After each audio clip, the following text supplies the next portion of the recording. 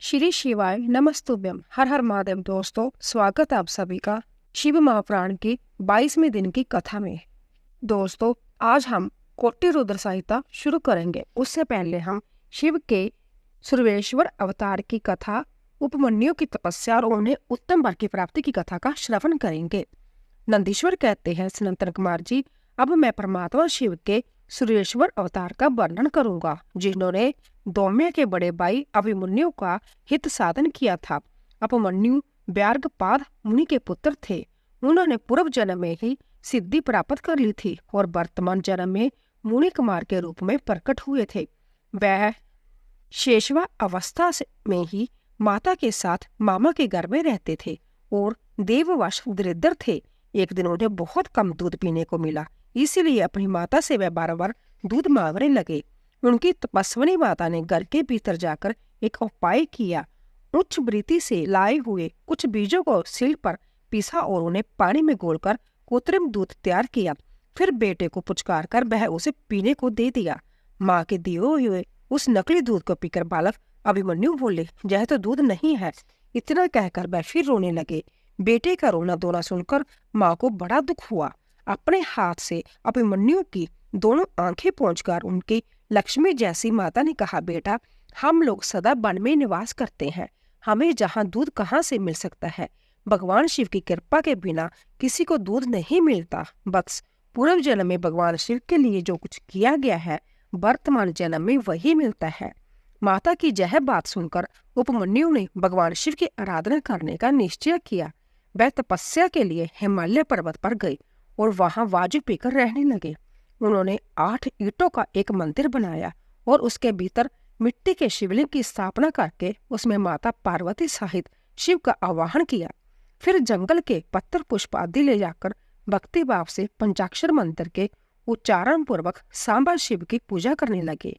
माता पार्वती और शिव का ध्यान करके उनकी पूजा करने के पश्चात वह पंचाक्षर मंत्र का जप किया करते थे। इस तरह दीर्घ काल तक उन्होंने बड़ी भारी तपस्या की। मुने बालक अभिमन्यु की तपस्या से चराचर प्राणियों सहित त्रिभुवन संतप्त हो उठा। तब देवताओं की प्रार्थना से अभिमन्यु की भक्ति भाव की परीक्षा लेने के लिए भगवान शंकर उनके समीप पधारे। उस समय शिव ने देवराज इंद्र का, पार्वती ने शशि का, नंदीश्वर वृषभ ने रावत हाथी का तथा शिव के गणों ने संपूर्ण देवताओं का रूप धारण कर लिया। निकट आने पर सूर्येश्वर रूप धारी शिव ने बालक अभिमन्यु को वर मांगने के लिए कहा। उपमन्यु ने पहले तो शिव भक्ति मांगी, फिर अपने को इंद्र बताकर जब उन्होंने शिव की निंदा की, तब उस बालक ने भगवान शिव के अतिरिक्त दूसरे किसी से कुछ भी लेना अस्वीकार कर दिया। वह इंद्र को मारकर संभव भी मर जाने को उद्यत हो गए। उन्होंने जो गोरा अस्त्र चलाया उसे नंदी ने पकड़ लिया और उन्होंने अपने को जलाने के लिए जो अग्नि की धारणा की उसे भगवान शिव ने शांत कर दिया। फिर वह सब के सब अपने यथार्थ स्वरूप में प्रकट हो गए। शिव ने उपमन्यु को अपना पुत्र माना और उनका मस्तक सूंघकर कहा, वत्स, मैं तुम्हारा पिता और जय पार्वती देवी तुम्हारी माता है। तुम्हें आज से सनातन कुमार तत्व प्राप्त होगा। मैं तुम्हारे लिए दूध, दही और मधु के सहस्रों समुद्र देता हूँ। भक्ष्य, भोज्य आदि पदार्थों के भी समुद्र तुम्हारे लिए सुलभ होंगे। मैं तुम्हें अमर तत्व तथा अपने गणों का आधिपत्य प्रदान करता हूँ। ऐसा कहकर शंभु ने उपमन्यु को बहुत से दिव्य वर दिए।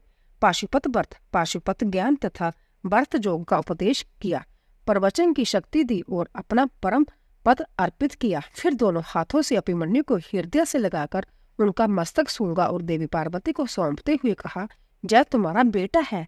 पार्वती ने भी बड़े प्यार से उनके मस्तक पर अपना कर कमल रखा और उन्हें अक्षय कुमार पद प्रदान किया।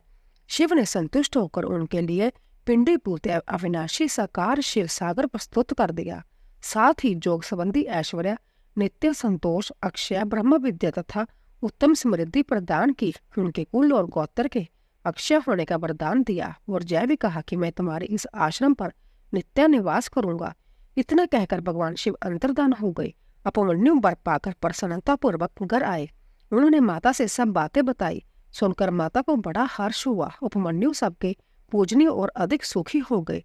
तात, इस प्रकार मैंने तुमसे परमेश्वर शिव के सुरेश्वर अवतार का वर्णन कर दिया है।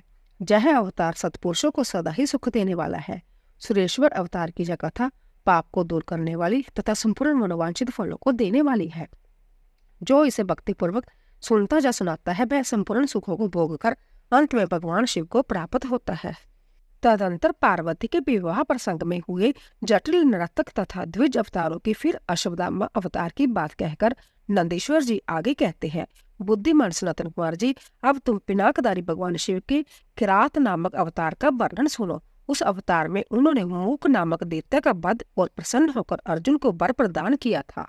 जब सुयोधन ने महाबली पांडवों को जुए में जीत लिया था, तब वह सती साध्वी द्रौपदी के साथ द्वैत वन में चले आए। वहीं वह पांडव सूर्य द्वारा दी हुई बटलोई का आश्रय लेकर सुखपूर्वक अपना समय बिताने लगे।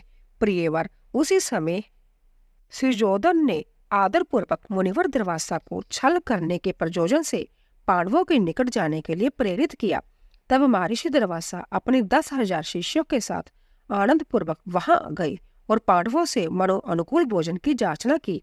तब उन सभी पांडवों ने उनकी प्रार्थना स्वीकार करके दुर्वासा आदि तपस्वी मुनियों को स्नान करने के लिए भेजा। मुनीश्वर, इधर अन्न अभाव के कारण वह सभी पांडव बड़े संकट में पड़ गए और मानी मन प्राण त्याग देने का विचार करने लगे। तब द्रौपदी ने श्री कृष्ण का स्मरण किया। वह तत्काल ही वहां पहुंचे और शाक के पत्ते का भोग लगाकर उन सभी तपस्वियों को तृप्त कर दिया। फिर तो महर्षि दुर्वासा अपने शिष्यों को तृप्त हो जानकर वहां से चलते बने। इस प्रकार श्री कृष्ण की कृपा से वो सभी पांडव संकट से मुक्त हुए। तदंतर भगवान श्री कृष्ण ने पांडवों को शिव जी की आराधना करने की सम्मति दी। फिर व्यास जी ने भी आकर उन्हें शंकर के समाराधन का आदेश देते हुए कहा, शिव जी संपूर्ण दुखों का विनाश करने वाले हैं। वह भक्ति करने से थोड़े ही समय में प्रसन्न हो जाते हैं। इसीलिए सभी लोगों को शंकर जी की सेवा करनी चाहिए। ब्रह्मेश्वर प्रसन्न होने पर भक्तों की सारी अभिलाषाएं पूर्ण कर देते हैं, जहां तक कि वह इस लोक में सारा भोग और परलोक में मोक्ष तक दे डालते हैं। यह बिल्कुल निश्चित बात है। इसलिए भुक्ति मुक्ति रूपी फल की कामना वाले मनुष्यों को सदा शंभु की सेवा करनी चाहिए, क्योंकि भगवान शंकर साक्षात परम पुरुष, दुष्टों के सहारक और सत्पुरुषों के आश्रय स्वरूप है। अब अर्जुन पहले दृढ़ता पूर्वक शक्र विद्या का जप करे, तब इंद्र पहले परीक्षा लेंगे, पीछे संतुष्ट हो जाएंगे। प्रसन्न होने पर वह सर्वदा विघ्नों का नाश करते रहेंगे और फिर शिव जी का श्रेष्ठ मंत्र प्रदान करेंगे। नंदीश्वर कहते हैं, मुने इतना कहकर व्यास जी अर्जुन को बुलाकर उन्हें शक्र विद्या का उपदेश देने को उद्यत हुए। तब तीक्ष्ण बुद्धि अर्जुन ने स्नान करके पूर्व मुख बैठकर उस विद्या को ग्रहण कर लिया। फिर उदार बुद्धि मुनिवर व्यास जी ने अर्जुन को पार्थिव लिंग के पूजन का विधान बतलाकर उनसे कहा।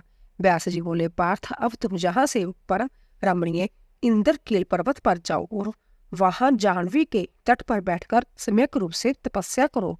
यह विद्या अदृश्य रूप से सदा तुम्हारा हित करती रहेगी। अर्जुन को ऐसा आशीर्वाद देकर व्यास जी पांडवों से कहने लगे, नृपश्रेष्ठो, तुम सब लोग धर्म पर दृढ़ बने रहो। इससे तुम्हें सर्वथा श्रेष्ठ सिद्धि प्राप्त होगी। इसमें अन्यथा विचार करने की आवश्यकता नहीं है। नंदीश्वर कहते हैं, मुने इस प्रकार मुनिवर व्यास उन पांडवों को आशीर्वाद दे तथा शिव जी के चरण कमलों का स्मरण करके तुरंत ही अंतर्धान हो गए। उधर शिव मंत्र के धारण करने से अर्जुन में भी अनुपम तेज व्याप्त हो गया। वह उस समय उद्दीप्त हो उठे। अर्जुन को देखकर सभी पांडवों को निश्चय हो गया कि अवश्य ही हमारी विजय होगी, क्योंकि अर्जुन में विपुल तेज उत्पन्न हो गया। तब उन्होंने अर्जुन से कहा, व्यास जी के कथन से ऐसा प्रतीत होता है कि इस कार्य को केवल तुम ही कर सकते हो। यह दूसरे के द्वारा कभी भी सिद्ध नहीं हो सकता। अंततः जाओ और हम लोगों का जीवन सफल बनाओ। तब अर्जुन ने चारों भाइयों तथा द्रौपदी से अनुमति मांगी। उन लोगों को अर्जुन के विषयों का दुख तो हुआ, पर कार्य की महत्ता देखकर सभी ने अनुमति दे दी।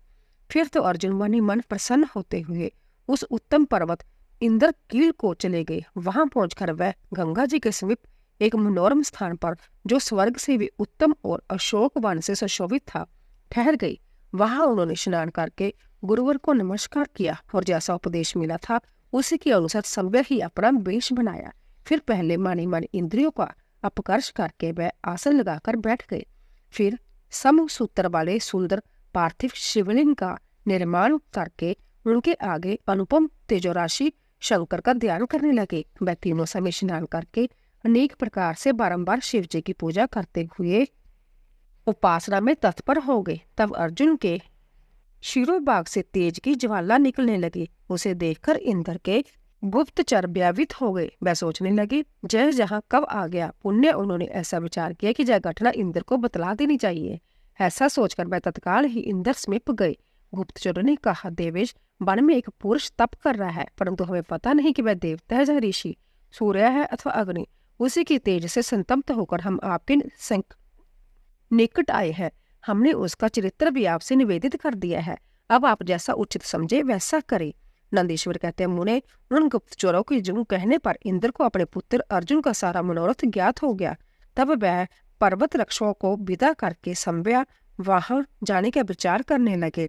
हे वीर, पर इंद्र अर्जुन की परीक्षा करने के लिए वृद्ध ब्रह्मचारी ब्राह्मण का वेश बनाकर वहां पहुंचे। उस समय उन्हें आया वो देखकर पांडु पुत्र अर्जुन ने उनकी पूजा की और फिर उनकी स्तुति करके आगे खड़े हो पूछने लगे, ब्रह्मा, बताइए इस समय कहाँ से आपका शुभ आगमन हुआ है। इस पर ब्राह्मण वेशधारी इंद्र ने अर्जुन को ऐसे वचन कहे जिससे वह तप से डिग जाए। पर जब अर्जुन को दृढ़ निश्चय देखा तब अपने स्वरूप में प्रकट होकर इंद्र ने अर्जुन को भगवान शंकर का मंत्र बताया और उसका जप करने की आज्ञा दी। तदंतर अपने अनुचरों को सावधानी के साथ अर्जुन की रक्षा करने का आदेश देकर वह अर्जुन से बोले, भद्रे, तुम्हें कभी भी प्रमाद पूर्वक राज्य नहीं करना चाहिए, परंतु यह विद्या तुम्हारे लिए श्रेष्ठकारी होगी। साधक को सर्वथा धैर्य धारण किए रहना चाहिए। रक्षक तो भगवान शिव ही है। वह संपत्ति और फल मोक्ष दोनों समान रूप से देंगे, इसमें तनिक भी संशय नहीं है। नंदीश्वर कहते हैं, मुने, इस प्रकार अर्जुन को वरदान देकर देवराज इंद्र शिवजी के चरण कमलों का स्मरण करते हुए अपने भवन को लौट गए। तब महावीर अर्जुन ने भी सर्वेश्वर को प्रणाम किया और फिर वह मन को वश में करके इंद्र के उपदेश अनुसार शिवजी के उद्देश्य से तपस्या करने लगे। नंदीश्वर कहते हैं, मुने, तदंतर अर्जुन व्यास जी के उपदेश अनुसार विधि पूर्वक स्नान तथा न्यास आदि करके परम भक्ति के साथ शिवजी का ध्यान करने लगे। उस समय वह एक श्रेष्ठ मुनि की भांति एक ही पैर के बल पर खड़े हो सूर्य की ओर एकाग्र दृष्टि करके खड़े खड़े मंत्र जप कर रहे थे। इसी प्रकार वह परम प्रेम पूर्वक मन ही मन शिवजी का स्मरण करके शंभु के सर्व उत्कृष्ट पंचाक्षर मंत्र का जप करते हुए घोर तप करने लगे। उस तपस्या का ऐसा उत्कृष्ट तेज प्रकट हुआ जिससे देवगण विस्मित हो गए। पुण्य व शिव जी के पास गए और समाहित चित्त से बोले। देवताओं ने कहा, सर्वेश, एक मनुष्य आपके लिए तपस्या में निरत है। प्रभु, वह व्यक्ति जो कुछ चाहता है उसे आप दे दीजिए, क्यों नहीं देते। नंदीश्वर कहते हैं, मुने, यूं कहकर देवताओं ने अनेक प्रकार से उनकी स्तुति की। फिर उनके चरणों की ओर दृष्टि लगाकर वह विनम्र भाव से खड़े हो गए। तब उदार बुद्धि अब प्रसन्न आत्मा महाप्रभु शिवजी उस वचन को सुनकर ठठाकर हंस पड़े और देवताओं से इस प्रकार बोले। शिवजी ने कहा, देवताओं, अब तुम लोग अपने स्थान को लौट जाओ। मैं सब तरह से तुम लोगों का कार्य संपन्न करूंगा। यह बिल्कुल सत्य है, इसमें संदेह की गुंजाइश नहीं है। नंदीश्वर कहते हैं, मुने, शंभु के उस वचन को सुनकर देवताओं को पूर्णतः निश्चय हो गया। तब वे सब अपने स्थान को लौट गए। इसी समय मूक नामक दैत्य शुकर का रूप धारण करके वहां आया। विपेंद्र, उसे उस समय मायावी दुरात्मा द्रोदन ने अर्जुन के पास भेजा था। वह जहां अर्जुन स्थित थे उसी मार्ग से अत्यंत वेगपूर्वक पर्वत शिखरों को उखाड़ता, वृक्षों को छिन्न भिन्न करता तथा अनेक प्रकार के शब्द करता हुआ आया। तब अर्जुन की भी दृष्टि उस मुख नामक असुर पर पड़ी। वह शिव जी के पादों का स्मरण करके यूं विचार करने लगे। अर्जुन ने मन ही मन कहा, यह कौन है और कहाँ से आ रहा है। यह तो क्रूर कर्मा दिखाई पड़ रहा है। निश्चय यह मेरा अनिष्ट करने के लिए आ रहा है, इसमें तनिक भी संशय नहीं है। क्योंकि जिसका दर्शन होने पर अपना मन प्रसन्न हो जाए वह निश्चय ही अपना हितैषी है, और जिसके देखने पर मन व्याकुल हो जाए वह शत्रु ही है। आचार से कुल का, शरीर से भोजन का, वार्तालाप से शास्त्र ज्ञान का और नेत्र से स्नेह का परिचय मिलता है। आकार से, चाल डाल से, चेष्टा से, बोलने से तथा नेत्र और मुख के विकार से मन के भीतर का भाव जाना जाता है। नेत्र 4 प्रकार के कहे गए हैं, उज्ज्वल, सरस, तिरछे और लाल। विद्वानों ने इनका भाव भी पृथक पृथक बतलाया है। नेत्र मित्र का संजोग होने पर उज्ज्वल, पुत्र दर्शन के समय सरस, कामने के प्राप्त होने पर वक्र और शत्रु के दिख जाने पर लाल हो जाते हैं। इस नियम के अनुसार इसे देखते ही मेरी सारी इंद्रियां कुलसित हो उठी है। अंतर्जय निसंदेह शत्रु ही है और मार डालने योग्य है। इधर मेरे लिए गुरु जी की आज्ञा भी ऐसी है कि राजन, जो तुम्हें कष्ट देने के लिए उद्यत हो उसे तुम बिना किसी प्रकार का विचार किए अवश्य मार डालना, तथा मैंने इसीलिए आयुध भी तो धारण कर रखा है। यूं विचार कर अर्जुन बाण का संधान करके वहीं डटकर खड़े हो गए।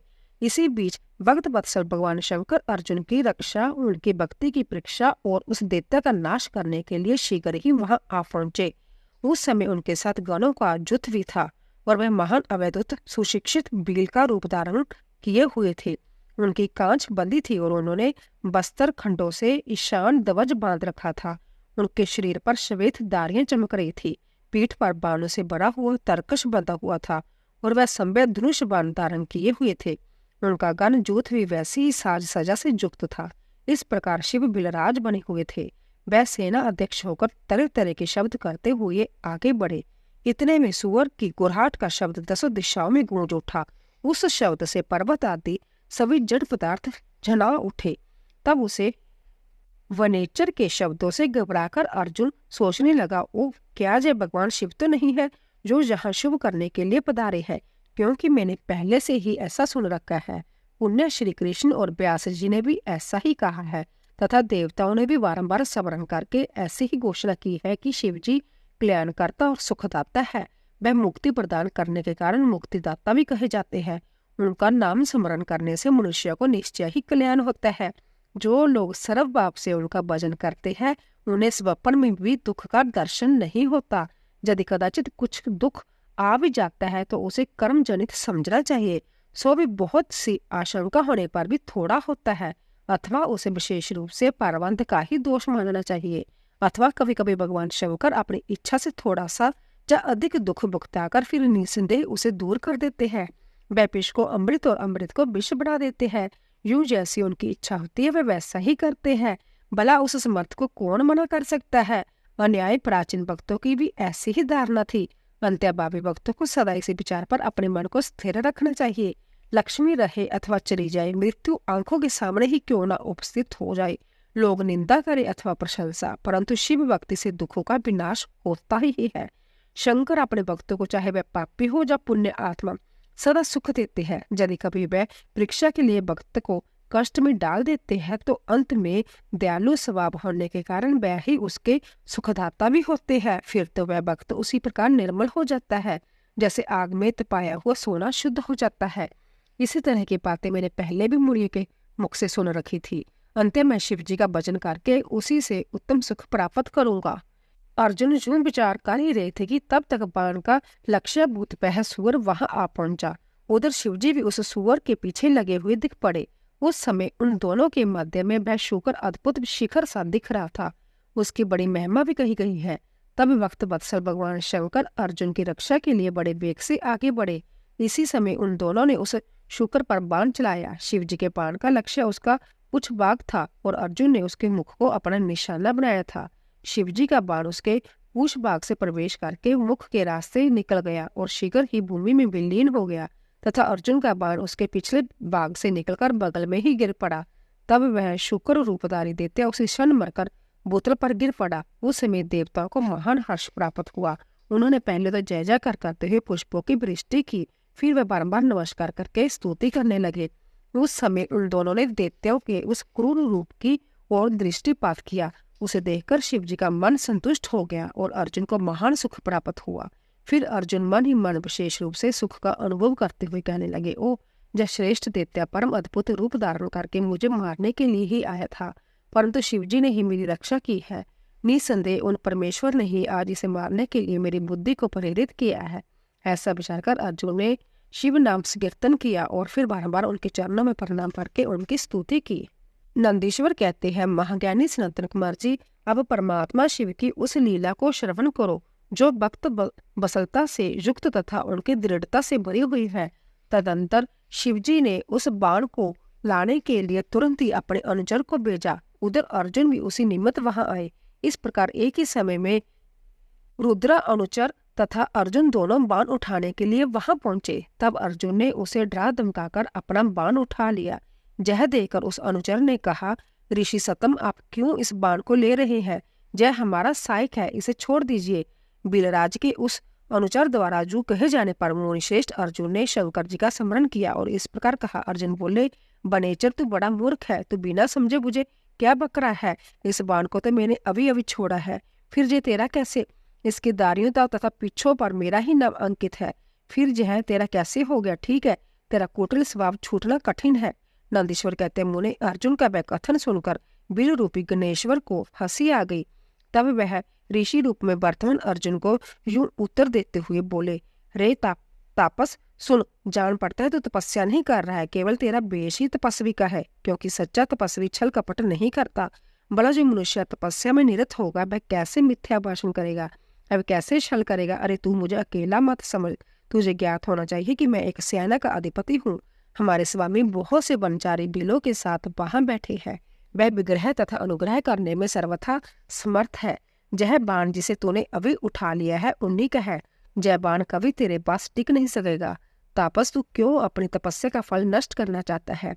मैंने तो ऐसा सुन रखा है कि चोरी करने से, छल पूर्वक किसी को कष्ट पहुंचाने से, विस्मय करने से तथा सत्य का त्याग करने से प्राणी का तप क्षीण हो जाता है। जय बिल्कुल सत्य है। ऐसी दशा में तुझे अब तप का फल कैसे प्राप्त होगा? उस बाण को ले लेने से तू तप से च्युत तथा कृतिघ्न हो जाएगा, क्योंकि निश्चय ही जय मेरे स्वामी का बाण है और तेरी रक्षा के लिए ही उन्होंने इसे छोड़ा था।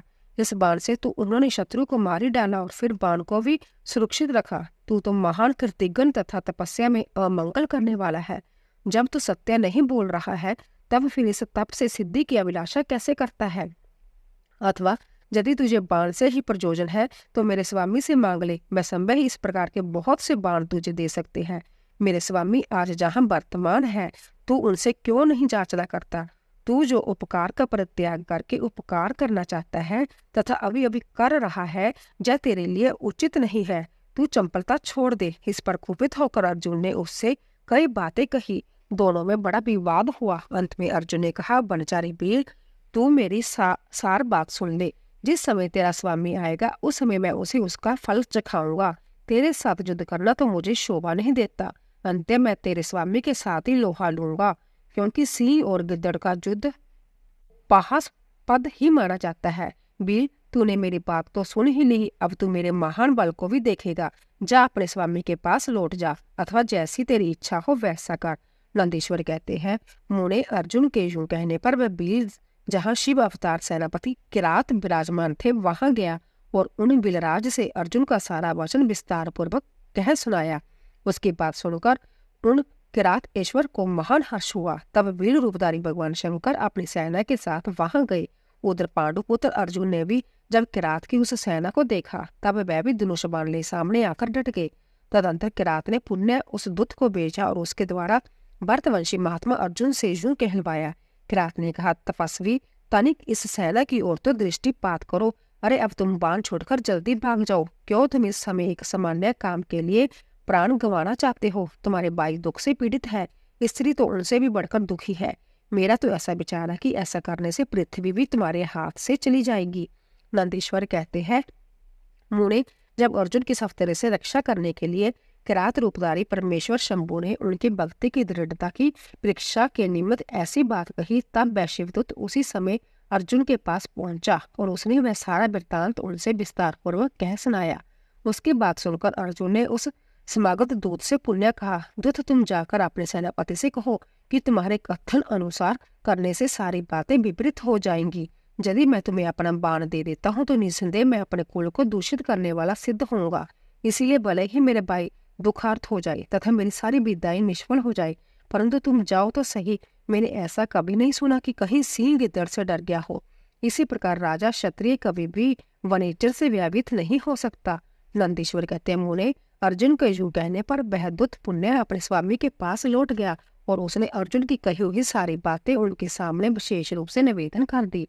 उन्हें सुनकर किरात वेशधारी सेनानायक महादेव जी अपनी सेना के साथ अर्जुन के सम्मुख आए। उन्हें आया हुआ देखकर अर्जुन ने शिव जी का ध्यान किया, फिर निकट जाकर उनके साथ अत्यंत भीषण संग्राम छेड़ दिया। इस प्रकार गणों सहित महादेव जी के साथ अर्जुन का घोर युद्ध हुआ। अंत में अर्जुन ने शिव जी के चरण कमल का ध्यान किया। उनका ध्यान करने से अर्जुन का बल बढ़ गया। तब वह शंकर जी के दोनों पैर पकड़कर उन्हें घुमाने लगे। उस समय भक्त वत्सल महादेव जी हंस रहे थे। मुने, भक्त पराधीन होने के कारण वह अर्जुन को अपनी दास्ता प्रदान करना चाहते थे, इसीलिए उन्होंने ऐसी लीला रची थी, अन्यथा ऐसा होना सर्वथा असंभव था। फिर शंकर जी ने भक्त परवशता के कारण मुस्कुराकर वहीं अपना सौम्य अवैधुत रूप सहसा प्रकट कर दिया। पुरुषोत्तम शिवजी का जो शुभ रूप वेदों, शास्त्रों तथा पुराणों में वर्णित है तथा व्यास जी ने अर्जुन को ध्यान करने के लिए जिस सर्व सिद्धिदाता रूप का उपदेश दिया था, शिवजी ने वही रूप दिखाया। तब ध्यान द्वारा प्राप्त होने वाले शिवजी के उस सुंदर रूप को देखकर अर्जुन को महान विस्मय हुआ। फिर वह लज्जित होकर संभय पश्चाताप करने लगे। ओ, जिनको मैंने प्रमुख रूप में वर्ण किया है, वह त्रिलोकी के आदिश्वर कल्याणकर्ता साक्षात संभय शिव तो यही है। हाय, इस समय मैंने यह क्या कर डाला। ओ भगवान शिव की माया बड़ी बलवती है, वह बड़े बड़े मायावियों को भी मुंह में डाल देती है। फिर मेरी तो बिसाती क्या है। उन्हीं प्रभु ने अपने रूप को छिपाकर यह कौन सी लीला रची है, मैं तो उनके द्वारा चला गया। इस प्रकार अपनी बुद्धि से बलिभांति विचार करके अर्जुन ने प्रेम पूर्वक हाथ जोड़ एवं मस्तक झुकाकर भगवान शिव को प्रणाम किया। फिर खिन्न मन से यूं कहा। अर्जुन बोले, देवादिदेव महादेव, आप तो बड़े कृपालु तथा भक्तों का कल्याण करते हैं। सर्वेश, आपको मेरा अपराध क्षमा कर देना चाहिए। इस समय आपने अपने रूप को छिपका कर यह कौन सा खेल किया है। आपने तो मुझे छल लिया। प्रभु, आप स्वामी के साथ युद्ध करने वाले, मुझको धिक्कार है। नंदीश्वर कहते हैं, उन्हें इस प्रकार पांडुपुत्र अर्जुन को महान पछतावा हुआ। फिर वह शीघ्र ही महाप्रभु शंकर जी के चरणों में लौट गए।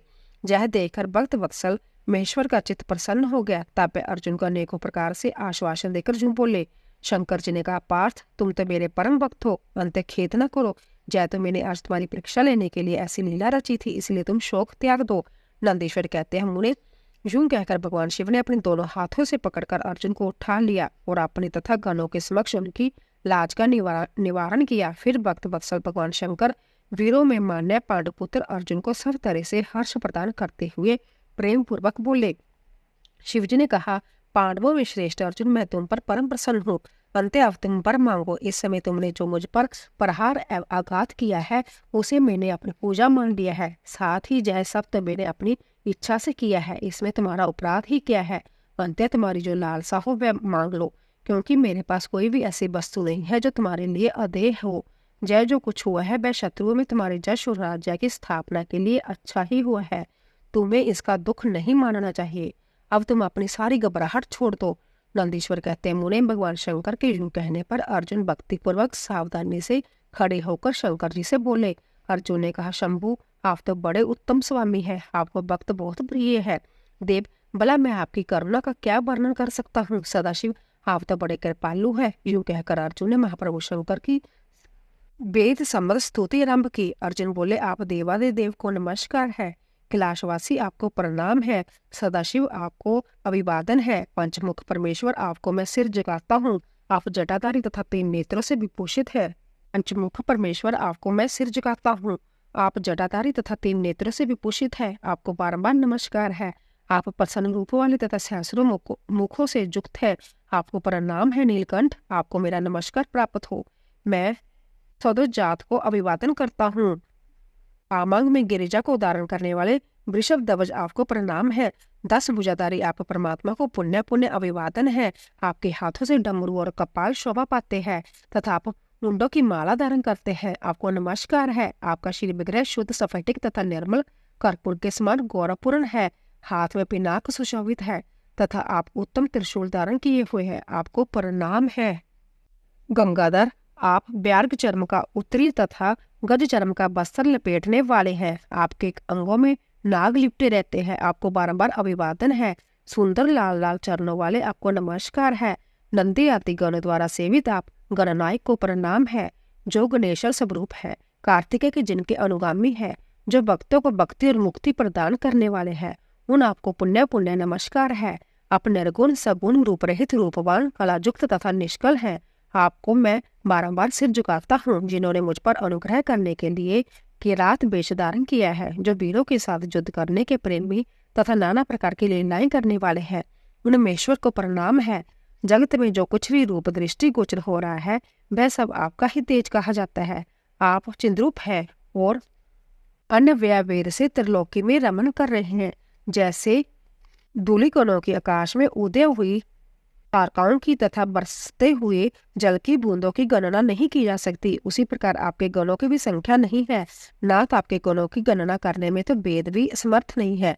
मैं तो एक मंदबुद्धि व्यक्ति हूँ, फिर मैं उनका वर्णन कैसे कर सकता हूँ। महेश, आप जो कोई भी हो, आपको मेरा नमस्कार है। महेश्वर, आप मेरे स्वामी हैं और मैं आपका दास हूँ।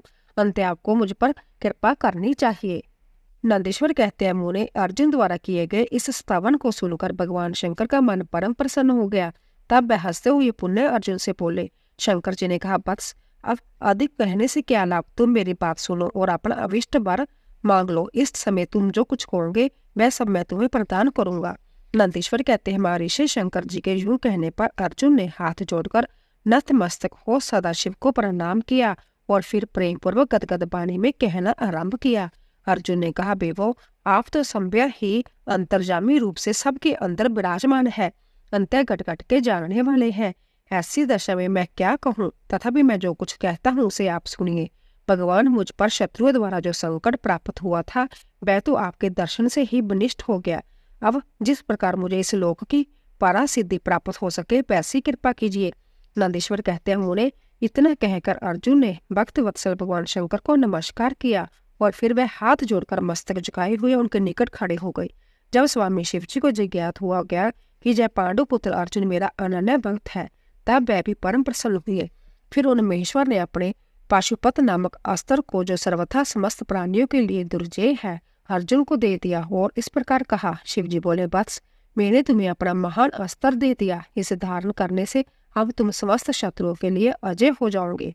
जाओ, विजय लाभ करो। साथ ही मैं श्री कृष्ण से भी कहूंगा, वह तुम्हारी सहायता करेंगे, क्योंकि श्री कृष्ण मेरे आत्म स्वरूप भक्त और मेरा कार्य करने वाले हैं। भारत, मेरे प्रभाव से तुम निष्कंटक राजा भोगो और अपने भाई युधिष्ठिर से सर्वदा नाना प्रकार के धर्म कार्य कराते रहो। नंदीश्वर कहते हैं, मुने यूं कहकर शंकर जी ने अर्जुन के मस्तक पर अपना कर कमल रख दिया और अर्जुन द्वारा पूजित हो वह शीघ्र ही अंतर्धान हो गए।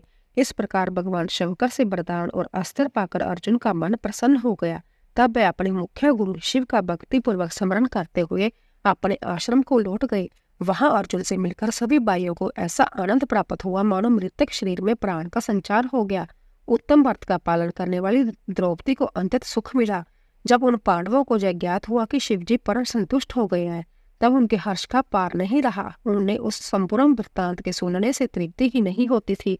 उस समय उस आश्रम में महामनस्वी पांडवों का भला करने के लिए चंदनयुक्त पुष्पों की वृष्टि होने लगी। तब उन्होंने हर्षपूर्वक संपत्ति दाता तथा कल्याणकर्ता शिव को नमस्कार किया और 13 वर्ष की अवधि को समाप्त हुई जानकर यह निश्चय किया कि अवश्य ही हमारी विजय होगी।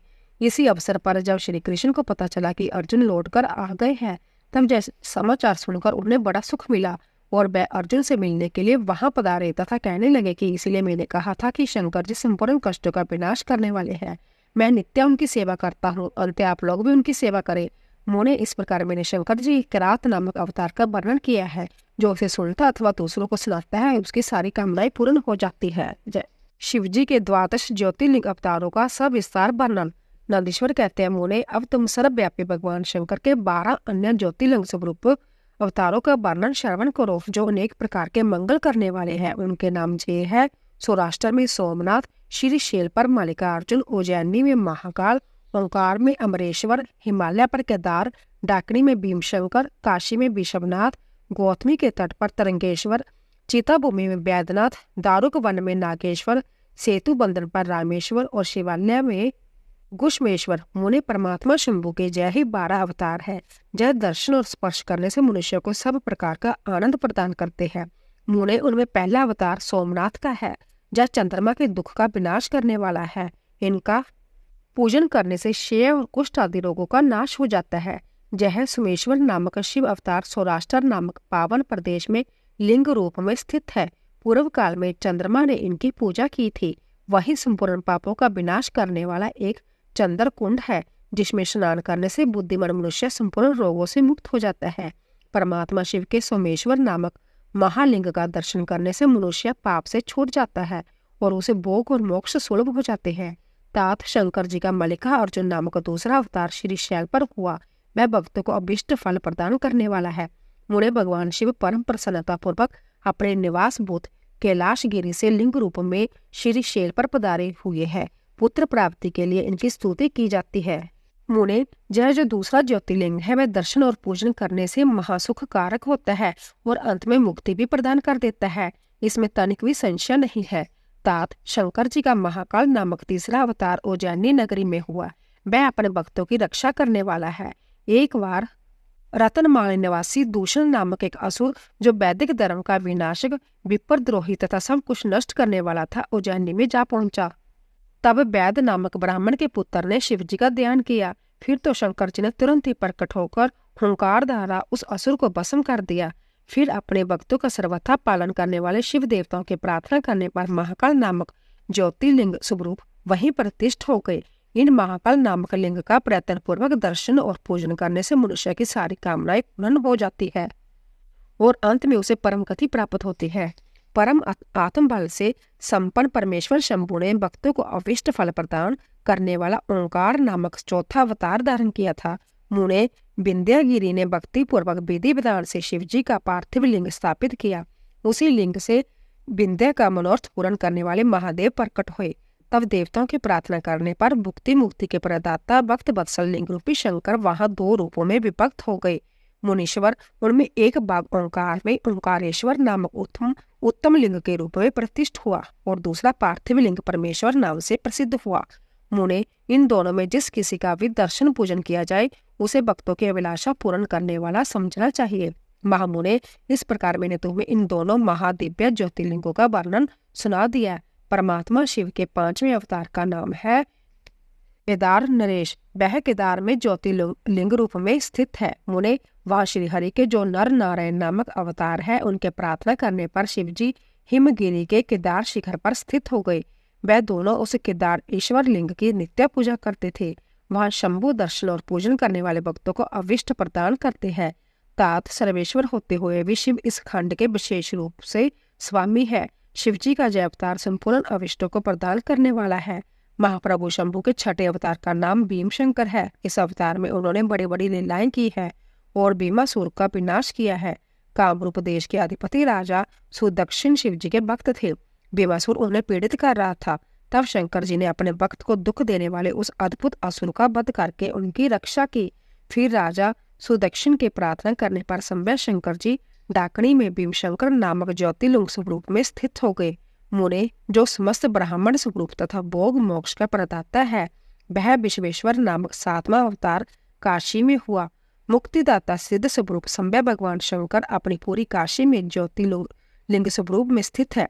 विष्णु आदि सभी देवता, कैलाशपति शिव और भैरव नित्य उनकी पूजा करते हैं। जो काशी विश्वनाथ के भक्त है और नित्य उनके नामों का जप करते रहते हैं, वह कर्मों से निर्लिप्त होकर केवल्य पद के भागी होते हैं। चंद्रशेखर शिव का जो त्रिव्यंक नामक 8वां अवतार है, वह गौतम ऋषि के प्रार्थना करने पर गौतमी नदी के तट पर प्रकट हुआ था। गौतम की प्रार्थना से उन मुनि को प्रसन्न करने के लिए शंकर जी प्रेम पूर्वक ज्योतिर्लिंग स्वरूप में वहां अचल होकर स्थित हो गए। उनमेश्वर का दर्शन और स्पर्श करने से सारी कामनाएं सिद्ध हो जाती है, फिर मुक्ति भी मिल जाती है।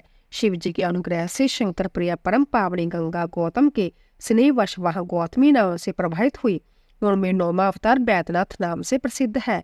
इस अवतार में बहुत सी विचित्र लीलाएं करने वाले भगवान शंकर रावण के लिए अभिभूत हुए। उस समय रावण द्वारा अपने लाए जाने ही कारण मानकर मेश्वर ज्योतिर्लिंग स्वरूप में चीता भूमि में प्रतिष्ठ हो गए। उस समय से वह त्रिलोकी में वैद्यनाथेश्वर नाम से विख्यात हुए। वह भक्ति पूर्वक दर्शन और पूजन करने वालों को भोग मोक्ष के प्रदाता है। मुनि, जो लोग इन वैद्यनाथ ईश्वर शिव के महात्म्य को पढ़ते अथवा सुनते हैं, उन्हें जय भुक्ति मुक्ति का भागी बना देते हैं। 10वां नागेश अवतार कहलाता है। यह अपने भक्तों की रक्षा के लिए प्रादुर्भूत हुआ था। यह सदा दुष्टों को दंड देता रहता है। इस अवतार में शिव जी ने दारुक नामक राक्षस को, जो धर्म का तीथा मारकर वेश्यों के स्वामी अपने सुप्रिय नामक भक्त की रक्षा की थी। फिर बहुत सी लीलाएं करने वाले वह प्रभु शंभु लोगों का उपकार करने के लिए अंबिका सहित ज्योतिर्लिंग स्वरूप में स्थित हो गए। मुने, नागेश्वर नामक उस शिवलिंग का दर्शन तथा अर्चन करने से राशि के राशि महान पातक तुरंत भी नष्ट हो जाते हैं। मुने, शिव जी का 11वां अवतार रामेश्वर अवतार कहलाता है। वह श्री रामचंद्र का प्रिय करने वाला है। उसे श्री राम जी ने ही स्थापित किया था। जिन भक्त वत्सल का शंकर ने परम प्रसन्न होकर श्री राम को प्रेम पूर्वक विजय का वरदान दिया था, वह ही लिंग रूप में आविर्भूत हुए हैं। मुने, तब श्री राम की अंतिम प्रार्थना करने पर वह सेतु बंधन पर ज्योतिर्लिंग स्वरूप स्थित हो गए। उस समय श्री राम ने उनकी बलिवंती सेवा पूजा की। रामेश्वर की अद्भुत महिमा की भूतपूर्व किसी से तुलना नहीं की जा सकती। जय सर्वदा भुक्ति मुक्ति के प्रदानी तथा भक्तों की कामना पूर्ण करने वाले हैं। जो मनुष्य सद्भक्ति पूर्वक रामेश्वर लिंग को गंगा जल से स्नान कराएगा वह जीवन मुक्त ही है। वह इस लोक में जो देवताओं के लिए भी दुर्लभ है, ऐसे संपूर्ण भोगों को भोगने के पश्चात परम ज्ञान को प्राप्त होगा, फिर उसे कैवल्य मोक्ष मिल जाएगा। गुष्मेश्वर अवतार शंकर जी का 12वां अवतार है। वह नाना प्रकार की लीलाओं का कर्ता, भक्त वत्सल तथा गुष्मा को आनंद देने वाला है। उन्हें गुष्मा का प्रिय करने के लिए भगवान शंकर दक्षिण दिशा में स्थित देवशैल के निकटवर्ती एक सरोवर में प्रकट हुए। मुने गुष्मा के पुत्र को सुद्रेहा ने मार डाला था। उसे जीवित करने के लिए गुष्मा ने शिव जी की आराधना की। तब उनकी भक्ति से संतुष्ट होकर भक्त वत्सल शंभु ने उनके पुत्र को बचा लिया। तदंतर कामना को पूरक शंभु गुष्मा की प्रार्थना से उस तड़ाग में ज्योतिर्लिंग स्वरूप स्थित में हो गए। उस समय उनका नाम गुमेश्वर हुआ। जो मनुष्य उस शिवलिंग का भक्ति पूर्वक दर्शन तथा पूजन करता है वह इस लोक में संपूर्ण सुखों को भोग कर अंत में मुक्ति लाभ करता है। सनातन कुमार जी, इस प्रकार मैंने तुमसे इस 12 दिव्य ज्योतिर्लिंगों का वर्णन कर दिया। जय सभी भोग और मोक्ष प्रदाता है। जो मनुष्य ज्योतिर्लिंग की इस कथा को पढ़ता अथवा सुनता है वह संपूर्ण पापों से मुक्त हो जाता है तथा भोग मोक्ष को प्राप्त करता है। इस प्रकार मैंने इस शतरुद्रा नाम की संहिता का वर्णन कर दिया। जय शिव के 100 अवतारों की उत्तम कीर्ति से संपन्न तथा संपूर्ण अविष्ट फलों को देने वाली है। जो मनुष्य से नित्य समाहित चित्त से पढ़ता अथवा सुनता है उनकी सारी लालसाएं पूर्ण हो जाती है और अंत में उसे निश्चय ही मुक्ति मिल जाती है। दोस्तों, शतरुद्र संहिता संपूर्ण हुआ और अब हम कोटि रुद्र संहिता शुरू करेंगे। 12 ज्योतिर्लिंगों तथा उनके उपलिंगों का वर्णन एवं उनके दर्शन पूजन की महिमा। जो निर्विकार होते हुए भी अपनी माया से ही विराट विषम का आकार धारण कर लेते हैं। स्वर्ग और अपवर्ग मोक्ष जिनकी कृपा कटाक्ष के ही वैभव बताए जाते हैं तथा जोगीजन जिन्हें सदा अपने हृदय के भीतर अद्वितीय आत्मज्ञान आनंद स्वरूप में देखते हैं, उन तेज में भगवान शंकर को जिनका आधा शरीर शैलराज कुमारी पार्वती से सुशोभित है, निरंतर मेरा नमस्कार है। जिसकी कृपा पूर्ण चितवन से बड़े ही सुंदर है, जिसका मुखारविंद मंद मुस्कान की छटा से अत्यंत मनोहर दिखाई देता है, जो चंद्रमा की कला से परम उज्जवल है, जो आध्यात्मिक आदि तीनों तापों को शांत कर देने में समर्थ है, जिसका स्वरूप सचिमन्य एवं परम आनंद स्वरूप से प्रकाशित होता है तथा जो गिरिजा नंदनी पार्वती के भुज पाश से अविष्टित है, वह शिव नामक कोई अनिवर्चनीय तेज पुंज सबका मंगल करे। ऋषि बोले, सूत जी, आपने संपूर्ण लोगों के हित की कामना से नाना प्रकार के आख्यानों से युक्त जो शिव अवतार का महात्म्य बताया है वह बहुत ही उत्तम है। तात आप पुण्य शिव के परम उत्तम महात्म्य का तथा शिवलिंग की महिमा का प्रसन्नता पूर्वक वर्णन कीजिए। आप शिव भक्तों में श्रेष्ठ है, अत्यंत धन्य है प्रभु। आपके मुखारबिंद से निकले हुए भगवान शिव के स्वरमय जश रूपी अमृत का आपने कर्मपुटों द्वारा पान करके हम तृप्त नहीं हो रहे हैं, अंत फिर उसी का वर्णन कीजिए। व्यास शिष्य भूमंडल में तीर्थ में जो जो शिवलिंग है अथवा अन्य स्थलों में भी जो जो प्रसिद्ध शिवलिंग विराजमान है, परमेश्वर शिव के उन सभी दिव्य लिंगों का समस्त लोगों के हित के लिए इच्छा से आप वर्णन कीजिए। सूत जी कहते हैं, हमारे शिव संपूर्ण तीर्थ लिंग में है, सब कुछ लिंग में ही प्रतिष्ठित है, उन शिवलिंग की कोई गणना नहीं है, तथापि मैं उनका किंचित वर्णन करता हूँ। जो कोई भी दृश्य देखा जाता है तथा जिसका वर्णन एवं स्मरण किया जाता है वह सब भगवान शिव का ही रूप है। कोई भी वस्तु शिव के स्वरूप से भिन्न नहीं है। साधु श्रोमणियों भगवान शंभु ने सब लोगों पर अनुग्रह करने के लिए ही देवता असुर मनुष्य से तीनों लोगों को लिंग रूप से व्याप्त कर रखा है। समस्त लोगों पर कृपा करने के उद्देश्य से ही भगवान महेश्वर तीर्थ में और अन्य स्थलों में भी नाना प्रकार के लिंग धारण करते हैं। जहाँ जहाँ जब भक्तों ने भक्ति पूर्वक भगवान शंभु का स्मरण किया, तब अवतार लेकर करके वे स्थित हो गए। लोगों का उपकार करने के लिए उन्होंने संभव अपने स्वरूपभूत लिंग की स्थापना की है। उस लिंग की पूजा करके शिव भक्त पुरुष अवश्य सिद्धि प्राप्त कर लेता है। ब्राह्मणों भूमंडल में जो लिंग है उनकी गणना नहीं हो सकती, तथापि मैं प्रधान शिवलिंगों का परिचय देता हूँ। मुनि श्रेष्ठ श्रोणक, इस बोतल पर जो मुख्य ज्योतिर्लिंग है उनका आज मैं वर्णन करता हूँ। उनका नाम सुनने मात्र से ही पाप दूर हो जाते हैं।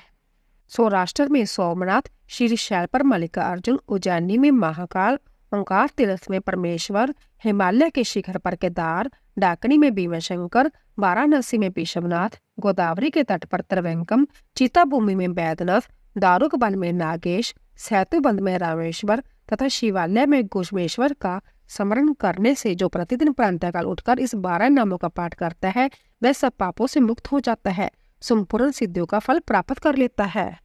मुनीश्वरों, जिस मनोरथ को पाने की इच्छा रखकर श्रेष्ठ मनुष्य इन 12 नामों का पाठ करेंगे वह इस लोक और परलोक में उस मनोरथ को अवश्य प्राप्त करेंगे। जो शुद्ध अंतकरण वाले पुरुष निष्काम भाव से इन नामों का पाठ करेंगे उन्हें कभी माता के गर्भ में निवास नहीं करना पड़ेगा।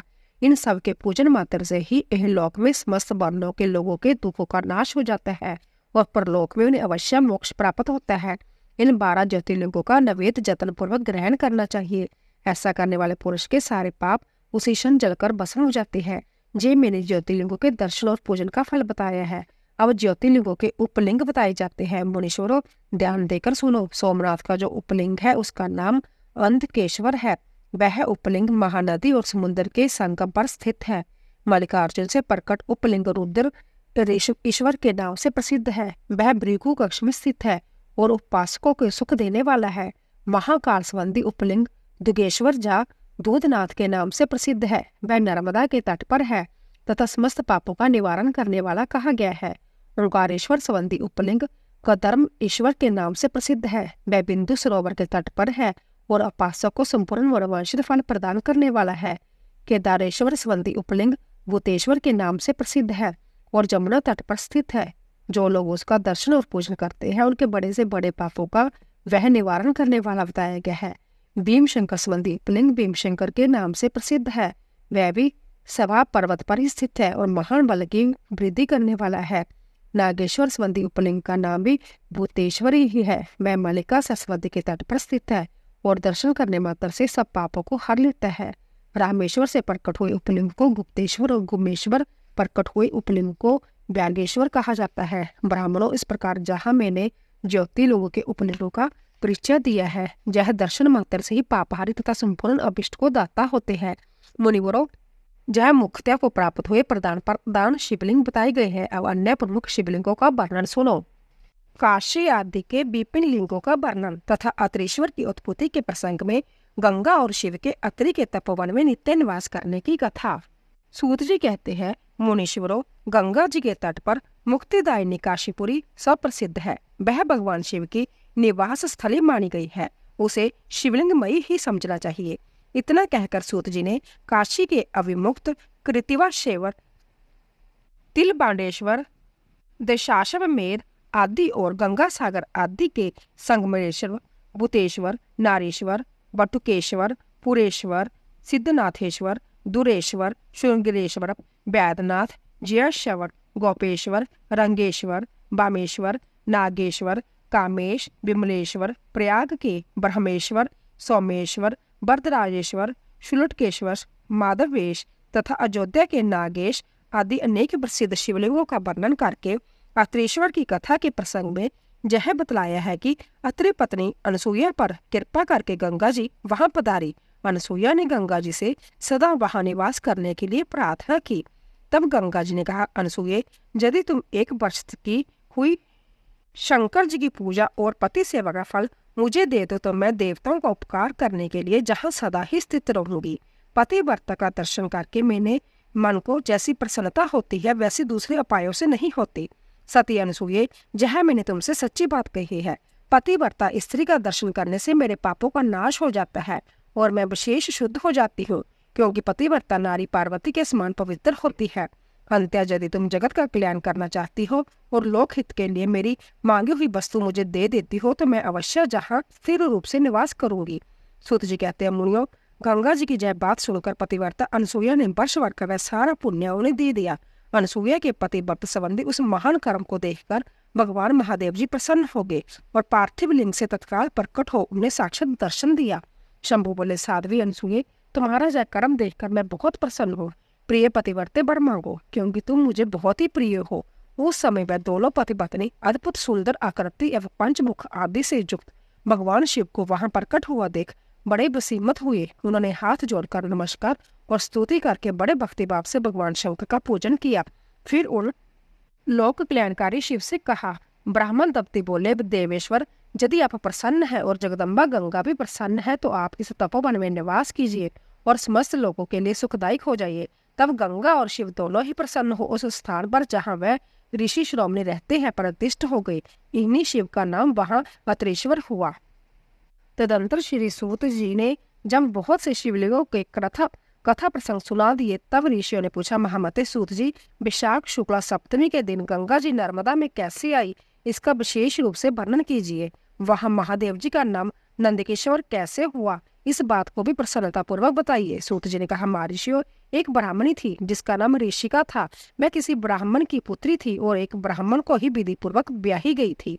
विप्रो, यदि वह द्विज पत्नी उत्तम व्रत का पालन करने वाली थी तथा भी अपने पूर्व जन्म के किसी अशुभ कर्म के प्रभाव से बाल वैधव्य को प्राप्त हो गई, तब वह ब्राह्मण पत्नी ब्रह्मचार्य के व्रत के पालन में तत्पर हो पार्थिव पूजन पूर्वक अंत्यत कठोर तपस्या करने लगी। उस समय अवसर पाकर मूढ़ नाम से प्रसिद्ध एक दुष्ट और बलवान असुर, जो बड़ा मायावी था, कामबाण से पीड़ित होकर वहां आया। उस अंत्यत सुंदरी कामनी को तपस्या करते देख वह असुर उसे नाना प्रकार के लोभ दिखाता हुआ उसके साथ संभोग की याचना करने लगा। मुनीश्वरों, परंतु उत्तम व्रत का पालन करने तथा शिव के ध्यान में तत्पर रहने वाली वह साध्वी नारी काम बाप से उस पर दृष्टि न डाल सकी। तपस्या में लगी हुई उस ब्राह्मणी ने उस असुर को स्मान नहीं किया, क्योंकि वह अंतत तपोनिष्ठ और शिव ध्यान परायणा थी। उस कृषांगी युवती से तिरस्कार हो उस दैत्यराज मूढ़ ने उसके ऊपर क्रोध प्रकट किया और फिर अपना विकट रूप उसे दिखाया। इसके बाद उस दुष्ट आत्मा ने बेअदब दुर्वचन कहा और उस ब्राह्मणी पत्नी को बारंबार त्रास देना आरंभ किया। उस समय वह उसके ब्याह से थरा उठी और अनेक बार स्नेहपूर्वक शिव शिव की पुकार करने लगी। उस तनवंगी द्विज पत्नी ने भगवान शिव का पूर्णतः आश्रय ले रखा था। शिव का नाम जपने वाली वह नारी अंतत विहल हो अपने धर्म की रक्षा के लिए भगवान शंभु की ही शरण में गई। तब शरणागत की रक्षा, सदाचार की प्रतिष्ठा तथा उस ब्राह्मणी को आनंद प्रदान करने के लिए भगवान शिव वहां प्रकट हो गए। भक्त वत्सल परमेश्वर शंकर ने उस काम विहल दैत्यराज मूढ़ को तत्काल भस्म कर दिया और ब्राह्मणी की ओर कृपा दृष्टि से देखकर भक्त की रक्षा के लिए दत्तचित्त हो कहा, वर मांगो। महेश्वर का जय वचन सुनकर उस साध्वी ब्राह्मण पत्नी ने उनके उस आनंदजनक मंगलमय स्वरूप का दर्शन किया। फिर सबको सुख देने वाले परमेश्वर शंभु को प्रणाम करके शुद्ध अंतकरण वाली उस साध्वी ने हाथ जोड़ मस्तक झुकाकर उनकी स्तुति की। ऋषिका बोली, देवादिदेव महादेव, शरणागत वत्सल, आप दीनबंधु हैं, भक्तों की सदा रक्षा करने वाले ईश्वर है। आपने मूढ़ नामक असुर से मेरे धर्म की रक्षा की है, क्योंकि आपके द्वारा यह दुष्ट असुर मारा गया। ऐसा करके आपने संपूर्ण जगत की रक्षा की है। अब आप मुझे अपने चरणों की परम उत्तम एवं अनन्य भक्ति प्रदान कीजिए। नाथ, यही मेरे लिए बार है, इससे अधिक और क्या हो सकता है। प्रभु महेश्वर, मेरी दूसरी प्रार्थना भी सुनिए। आप लोगों के उपकार के लिए जहाँ सदा स्थित रहिए। महादेव जी ने कहा, ऋषिके, तुम सदाचारणी और विशेषतः मुझ में भक्ति रखने वाली हो। तुमने मुझसे जो जो वर मांगे हैं वह सब मैंने तुम्हें दे दिए। ब्राह्मणों, इसी बीच में श्री विष्णु और ब्रह्मादि देवता भगवान शिव का आविर्भाव हुआ जान हर्ष से भरे हुए आए और अंतर प्रेम पूर्वक शिव को प्रणाम करके उन सब ने उनका बलिवंती पूजन किया। फिर शुद्ध हृदय से हाथ जोड़ मस्तक झुकाकर उनकी स्तुति भी की। इसी समय साध्वी देवनदी गंगा उस ऋषिका से उसके भाग्य की सराहना करती हुई प्रसन्नचित्त हो बोली। गंगा ने कहा, ऋषिके, विशाख मास में एक दिन जहाँ रहने के लिए मुझे भी तुम्हें वचन देना चाहिए, उस दिन मैं भी इस तीर्थ निवास करना चाहती हूँ। सूत जी कहते हैं, महर्षियों, गंगा जी की यह बात सुनकर उत्तम व्रत का पालन करने वाली सती साध्वी ऋषिका ने लोकहित के लिए प्रसन्नता पूर्वक कहा, बहुत अच्छा, ऐसा हो। भगवान शिव ऋषिका को आनंद प्रदान करने के लिए अंतत प्रसन्न हो उस पार्थिव लिंग में अपने पूर्ण अंश से विलीन हो गए। यह देख सब देवता आनंदित हो शिव तथा ऋषिका की प्रशंसा करने लगे और अपने अपने धाम को चले गए। उस दिन से नर्मदा का वही तीर्थ ऐसा उत्तम और पावन हो गया तथा संपूर्ण पापों का नाश करने वाले शिव महानंदी केश के नाम से विख्यात हुए। गंगा भी प्रतिवर्ष विशाख मास की सप्तमी के दिन शुभ की इच्छा से अपने उस पाप को धोने के लिए वहां जाती है जो मनुष्य से वह ग्रहण किया करती है। प्रथम ज्योतिर्लिंग सोमनाथ के प्रादुर्भाव की कथा और उसकी महिमा। तदंतर कपिला नगरी के कालेश्वर, रामेश्वर आदि की महिमा बताते हुए सूत जी ने समुद्र के तट पर स्थित गोकर्ण क्षेत्र के शिवलिंगों की महिमा का वर्णन किया। फिर महाबल नामक शिवलिंग का अवधुत महात्म्य सुनाकर अन्य बहुत से शिवलिंगों की विचित्र महात्म्य कथा का वर्णन करने के पश्चात ऋषियों के पूछने पर वह ज्योतिर्लिंगों का वर्णन करने लगे। सूत जी बोले, ब्राह्मणों, मैंने सदगुरु से जो कुछ सुना है वह ज्योतिर्लिंगों का महात्म्य तथा उनके प्राकट्य प्रसंग अपनी बुद्धि के अनुसार संक्षेप से सुनाऊंगा। तुम सब लोग सुनो। मुने, ज्योतिर्लिंगों में सबसे पहले सोमनाथ का नाम आता है। अंत पहले उन्हीं की महात्मा को सावधान होकर सुनो। मुनीश्वरों, महामना प्रजापति दक्ष ने अपनी अश्विनी आदि 27 कन्याओं का विवाह चंद्रमा के साथ कर दिया था। चंद्रमा को स्वामी के रूप में पाकर वह दक्ष कन्याएं विशेष शोभा पाने लगी तथा चंद्रमा भी उन्हें पत्नी के रूप में पाकर निरंतर सुशोभित होने लगे। उन सब पत्नियों में भी जो रोहिणी नामक की पत्नी थी, एकमात्र वही चंद्रमा को जितनी प्रिय थी उतनी दूसरी कोई पत्नी कदापि प्रिय नहीं हुई। इससे दूसरी स्त्री को बड़ा दुख हुआ। वह सब अपने पिता की शरण में गई। वहां जाकर उन्होंने जो भी दुख था उसे पिता को निवेदन किया। द्विजो, वह सब सुनकर दक्ष भी दुखी हो गए और चंद्रमा के पास आकर शांति पूर्वक बोले। दक्ष ने कहा, कलानिधे, तुम निर्मल कुल में उत्पन्न हुए हो। तुम्हारे आश्रय से रहने वाली जितनी स्त्रियां हैं उन सब के प्रति तुम्हारे मन में न्यून अधिक भाव क्यों है? तुम किसी को अधिक और किसी को कम प्यार क्यों करते हो? अब तक जो किया सो किया, अब आगे फिर कभी ऐसा विषमतापूर्ण बर्ताव तुम्हें नहीं करना चाहिए, क्योंकि उसे नरक देने वाला बताया गया है। सूत जी कहते हैं, महर्षियों, अपने दामाद चंद्रमा से संभव ऐसी प्रार्थना करके प्रजापति दक्ष घर को चले गए। उन्हें पूर्ण निश्चय हो गया था कि अब फिर आगे ऐसा नहीं होगा, पर चंद्रमा ने प्रबल भावी से विवश होकर उनकी बात नहीं मानी। वह रोहिणी में इतने आसक्त हो गए थे कि दूसरी किसी पत्नी का कभी आदर नहीं करते थे। इस बात को सुनकर दक्ष दुखी हो फिर संभव आकर चंद्रमा को उत्तम नीति से समझाने तथा न्यायोचित बर्ताव के लिए प्रार्थना करने लगे। दक्ष बोले, चंद्रमा सुनो, मैं पहले अनेक बार तुमसे प्रार्थना कर चुका हूँ, फिर भी तुमने मेरी बात नहीं मानी, इसीलिए आज शाप देता हूँ कि तुम्हें क्षय का रोग हो जाए। सूत जी कहते हैं, दक्ष के इतना कहते ही शनिवार में चंद्रमा क्षय रोग से ग्रस्त हो गए। उनके क्षीण होते ही उस समय सब और महान हाहाकार मच गया। सब देवता और ऋषि कहने लगे कि हाय हाय, अब क्या करना चाहिए? चंद्रमा कैसे ठीक होंगे? मुने, इस प्रकार दुख में पड़कर वह सब लोग बेहल हो गए। चंद्रमा ने इंद्र आदि सब देवताओं तथा ऋषियों को भी अपनी अवस्था सूचित की। तब इंद्र आदि देवता तथा विशिष्ट आदि ऋषि ब्रह्मा जी की शरण में गए। उनकी बात सुनकर ब्रह्मा जी ने कहा, देवताओं, जो हुआ सो हुआ, अब वह निश्चय ही पलट नहीं सकता। अंत उसके निवारण के लिए मैं तुम्हें एक उत्तम उपाय बताता हूँ। आदर पूर्वक सुनो। चंद्रमा देवताओं के साथ प्रभास नामक शुभ क्षेत्र में जाए और वहां मृत्युंजय मंत्र का विधि पूर्वक अनुष्ठान करते हुए भगवान शिव की आराधना करे। अपने सामने शिवलिंग की स्थापना करके वहां चंद्रदेव नित्य तपस्या करे। इससे प्रसन्न होकर शिव उन्हें क्षय रहित कर देंगे। तब देवताओं तथा ऋषियों के कहने से ब्रह्मा जी की आज्ञा के अनुसार चंद्रमा ने वहां 6 महीने तक निरंतर तपस्या की। मृत्युंजय मंत्र से भगवान वृषभ ध्वज का पूजन किया। 10 करोड़ मंत्र का जप और मृत्युंजय का ध्यान करते हुए चंद्रमा वहां स्थिर चित्त होकर लगातार खड़े रहे। उन्हें तपस्या करते देख भक्त वत्सल भगवान शंकर प्रसन्न हो उनके सामने प्रकट हो गए और अपने भक्त चंद्रमा से बोले।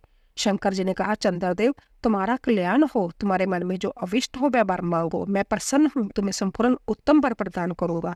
चंद्रमा बोले, देवेश्वर, यदि आप प्रसन्न हैं तो मेरे लिए क्या असाध्य हो सकता है। तथापि प्रभु शंकर, आप मेरे शरीर के इस क्षय रोग का निवारण कीजिए। मुझसे जो अपराध बन गया है उसे क्षमा कीजिए। शिव जी ने कहा, चंद्रदेव, एक पक्ष में प्रतिदिन तुम्हारी कला क्षीण हो और दूसरे पक्ष में फिर वह निरंतर बढ़ती रहे। तदंतर चंद्रमा ने भक्ति भाव से भगवान शंकर की स्तुति की। इससे पहले निराकार होते हुए भी वह भगवान शिव पर साकार हो गए। देवताओं पर प्रसन्न हो उस क्षेत्र के महात्म्य को बढ़ाने तथा चंद्रमा के जश का विस्तार करने के लिए भगवान शंकर उन्हीं के नाम पर वहां सोमेश्वर कहलाए और सोमनाथ के नाम से तीनों लोकों में विख्यात हुए। ब्राह्मणों, सोमनाथ का पूजन करने से वह उपासक के क्षय तथा कोढ़ आदि रोगों का नाश कर देते हैं। जहाँ चंद्रमा धन्य है, कृतकृत्य है, जिनके नाम से तीनों लोगों के स्वामी साक्षात भगवान शंकर भूतल को पवित्र करते हुए प्रवास क्षेत्र में विद्यमान है। वही संपूर्ण देवताओं ने सोम कुंड की भी स्थापना की, जिसमें शिव और ब्रह्मा का सदा निवास माना जाता है। चंद्रकुंड इस भूतल पर पापनाशन तीर्थ के रूप में प्रसिद्ध है। जो मनुष्य उसमें स्नान करता है वह सब पापों से मुक्त हो जाता है। क्षय आदि जो असाध्य रोग होते हैं वह सब उस कुंड में 6 मास तक स्नान करने मात्र से नष्ट हो जाते हैं।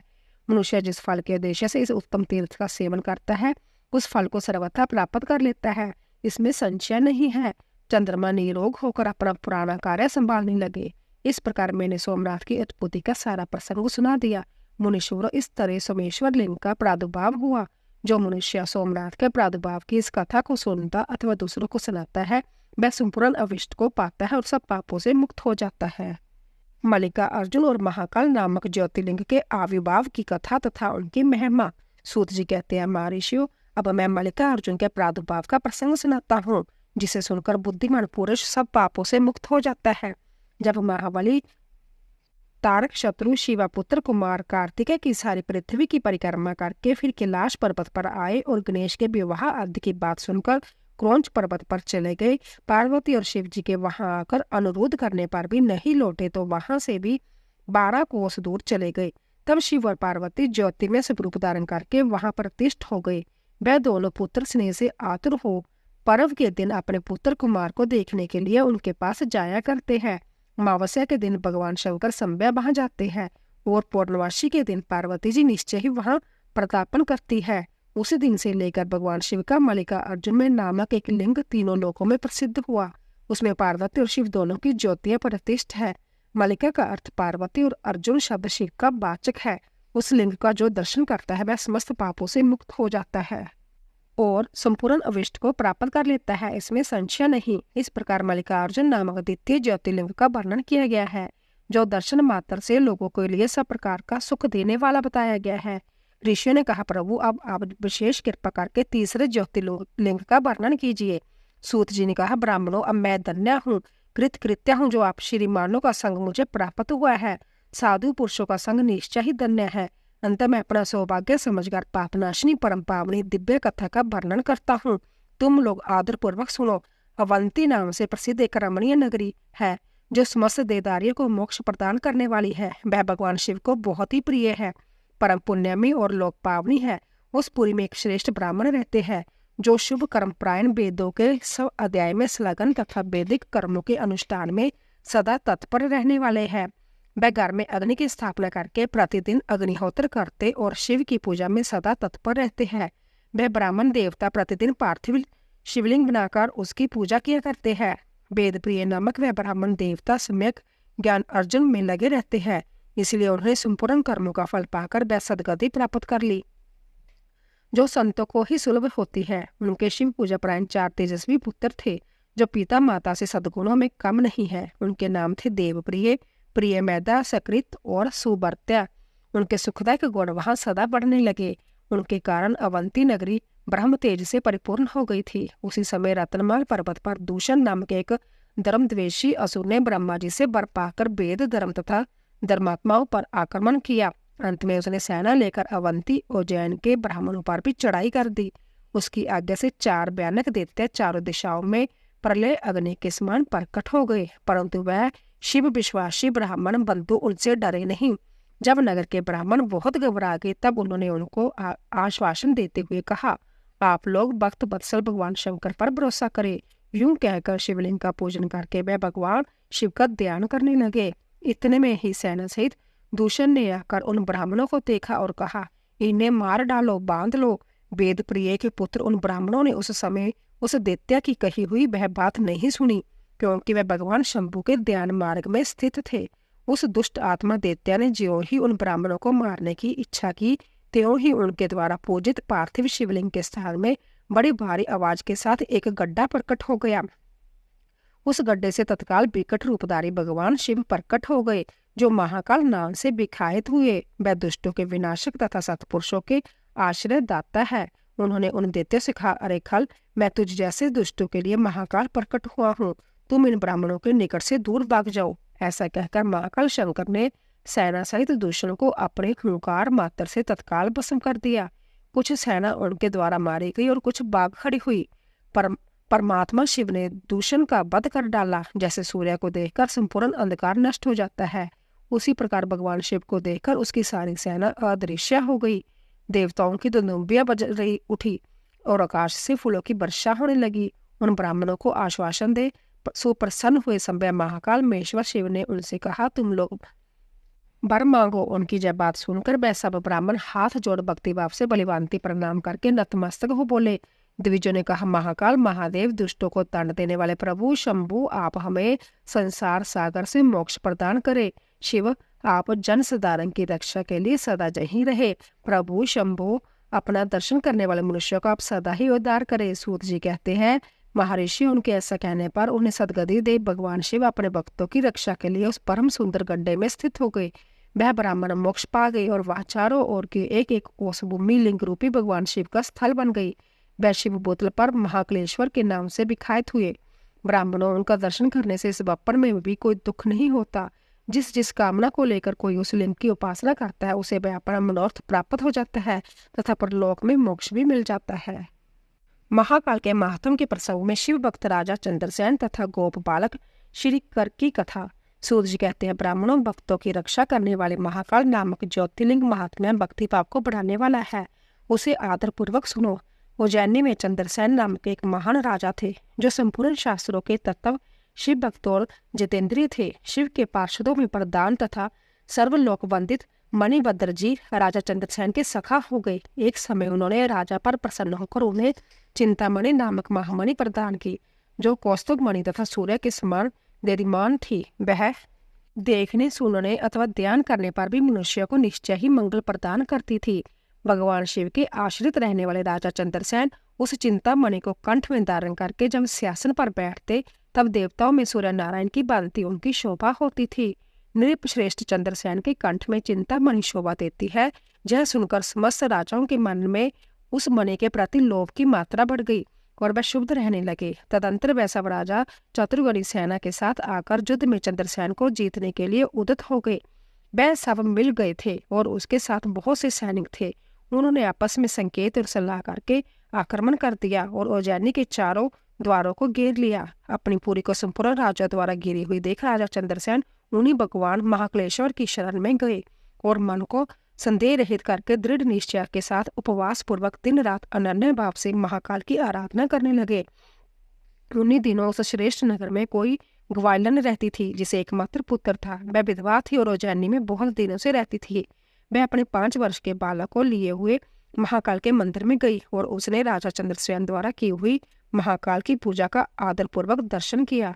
राजा के शिव पूजन का वह आश्चर्य में उत्सव देखकर उसने भगवान को प्रणाम किया और फिर वह अपने निवास स्थान पर लौट आई।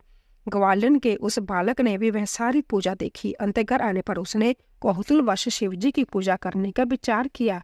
एक सुंदर पत्थर लाकर उसने अपने शिविर से थोड़ी ही दूर पर दूसरे शिविर के एकांत स्थान में रख दिया और उसी को शिवलिंग माना।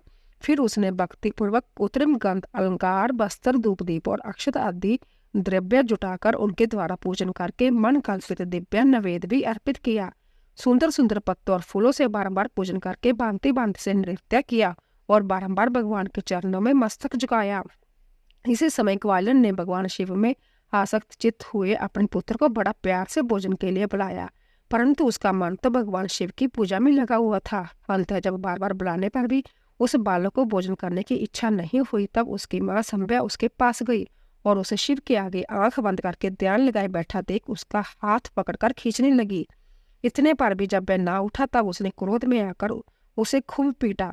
खींचने और मारने पीटने पर भी जब उसका पुत्र नहीं आया, तब उसने वह शिवलिंग उठाकर दूर फेंक दिया और उस पर चढ़ाई हुई सारी पूजा सामग्री नष्ट कर दी। जय देख बालक हाय हाय करके रो उठा। रोष से भरी हुई ग्वालिन अपने बेटे को डांट फटकार कर पुण्य घर में चली गई। भगवान शिव की पूजा को माता के द्वारा नष्ट की गई देख वह बालक देव देव महादेव की पुकार करते सहसा मूर्छित होकर गिर पड़ा। उसके नेत्रों से आंसू की धारा प्रवाहित होने लगी। 2 घड़ी बाद जब उसे चेत हुआ, तब उसने आंखें खोली। आंख खोलने पर उस शिशु ने देखा उसका वही शिविर भगवान शिव के अनुग्रह से तत्काल महाकाल का सुंदर मंदिर बन गया। मणियों के चमकीले खंभे उसकी शोभा बढ़ा रहे हैं। वहां की भूमि स्फटिक मणि से जड़ दी गई। तपाए हुए सोने के बहुत से बचित्र कलश उस शिवालय को सुशोभित करते थे। उसके विशाल द्वार, कपाट और प्रदान द्वारा स्वर्णमय दिखाई देते थे। वहां बहुमूल्य नीलमणि तथा हीरे के बने हुए चबूतरे भी शोभा दे रहे थे। उस शिवालय के मध्य भाग में दया निदान शंकर का रत्नमय लिंग प्रतिष्ठित था। ग्वालिन के उस पुत्र ने देखा उस शिवलिंग पर उसकी अपनी ही चढ़ाई हुई पूजन सामग्री सुसज्जित है। जय सम देख वह बालक सहसा उठकर खड़ा हो गया। उसे मन ही मन बड़ा आश्चर्य हुआ और वह परम आनंद के समुद्र में निमग्न सा हो गया। तदंतर भगवान शिव की स्तुति करके उसने बारंबार उनके चरणों में मस्तक झुकाया और सूर्यास्त होने के पश्चात वह गोप बालक शिवालय से बाहर निकला। बाहर आकर उसने अपने शिविर को देखा। वह इंद्र भवन के समान शोभा पा रहा था। वहां सब कुछ तत्काल सुवर्णमय होकर विचित्र एवं परम उज्ज्वल वैभव से प्रकाशित होने लगा। फिर वह उस भवन के भीतर गया जो सब प्रकार की शोभाओं से संपन्न था। उस भवन में स्वत्र मणि, रत्न और सुवर्ण ही जड़ गए थे। प्रदोष काल में सा आनंद भीतर प्रवेश करके बालक ने देखा उसकी माँ दिव्य लक्षणों से लक्षित हो एक सुंदर पलंग पर सो रही है। रत्नमय अलंकारों से उसके सभी अंग उद्दीप्त हो रहे हैं और वह साक्षात देवगणा समान दिखाई देती है। मुख से विहल हुए उस बालक ने अपनी माता को बड़े बेग से उठाया। वह भगवान शिव की कृपा पात्र हो चुकी थी। ग्वालियर ने उठकर देखा सब कुछ अपूर्व सा हो गया था। उसने महान आनंद में निमग्न हो अपने बेटे को छाती से लगा लिया। पुत्र के मुख से गिरजापति के कृपा प्रसाद का वह सारा वृत्तांत सुनकर ग्वालियर ने राजा को सूचना दी जो निरंतर भगवान शिव के भजन में लगे रहते हैं।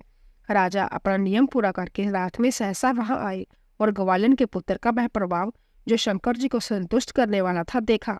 मंत्री और पुरोहितों सहित राजा चंद्रसेन वह सब कुछ देख परम आनंद के समुद्र में डूब गए और नेत्रों से प्रेम के आंसू बहाते तथा प्रसन्नता पूर्वक शिव के नाम का कीर्तन करते हुए उन्होंने उस बालक को हृदय से लगा लिया।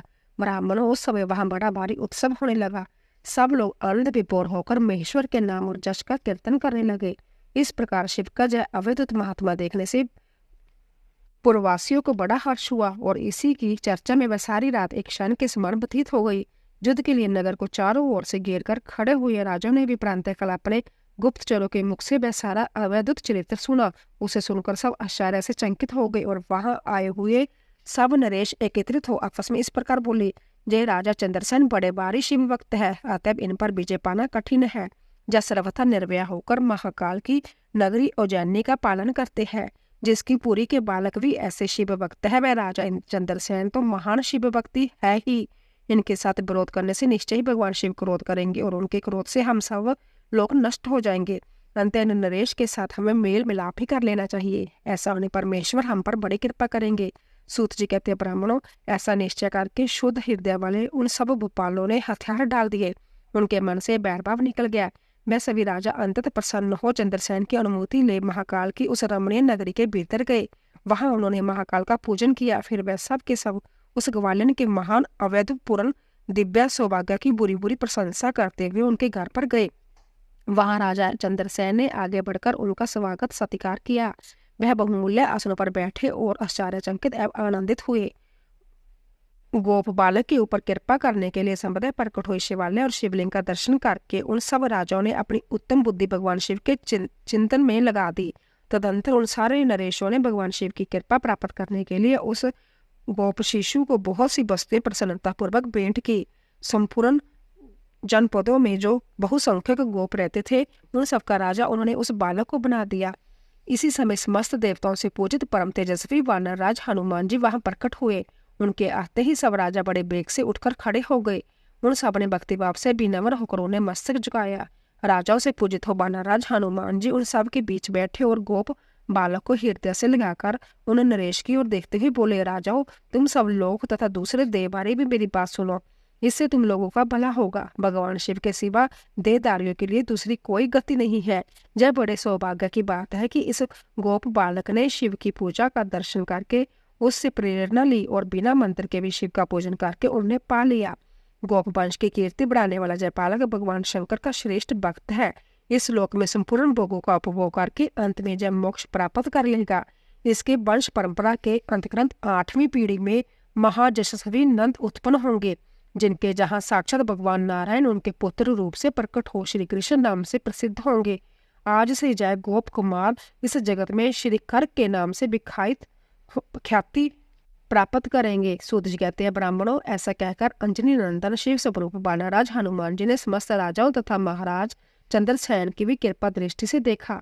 तदंतर उन्होंने उस बुद्धिमान गोप बालक श्री कर को बड़ी प्रसन्नता के साथ शिव उपासना के उस आचार व्यवहार का उपदेश दिया जो भगवान शिव को बहुत प्रिय है। इसके बाद परम प्रसन्न हुए हनुमान जी चंद्रसेन और श्री कर से विदा ले उन सब राजाओं के देखते देखते वहीं अंतर्धान हो गए।